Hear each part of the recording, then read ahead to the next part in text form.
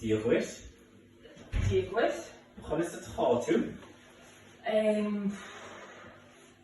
Tá go maith go. Alright, chun is Anandit. Tá brahín dom. Agus Cainte. Oh, I know this one. Cainte Ish. Ish. Oh, Ish. Ish. Oh, yeah. Tá feather sé go. Agus Cainte off the bretha atá agus. Ní hé go. So chana ruach tú. Bhí tú óg agus chana ruach tú. None. Ítach. Cén seo na baile atá agus? Seach, seo na baile. Corky. Ítach agus cén scrúdú atá agus? Seach. Scrúdú. So iver done scrúdú. A héin a dó iver done scrúdú. A héin? Gur nach go leis sin. So gach duine.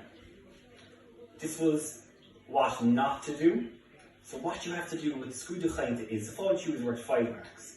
But it's not just worth 5, it's worth probably the most in the oral because it's where you make the first impression on the examiner.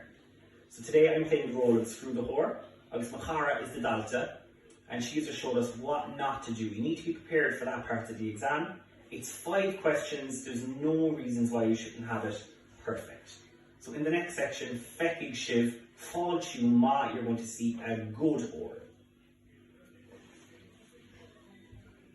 Díoghuit.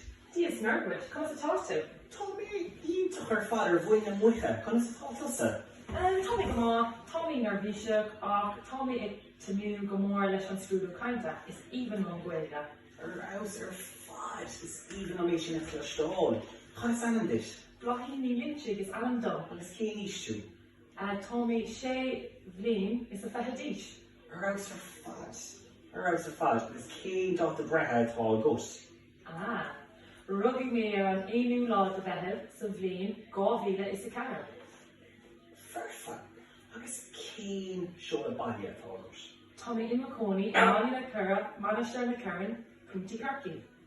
Agus cén scrúdú bheirt. A héin a dó a trí a ceathar cúig. So gach duine.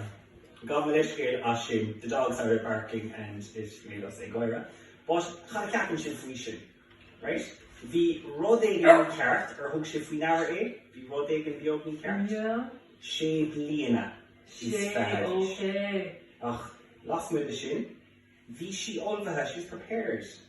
That was house ar fad. So gur míle maith go leis sin. Gur míle maith Slán. Agus Slán. an mantra. Bobby.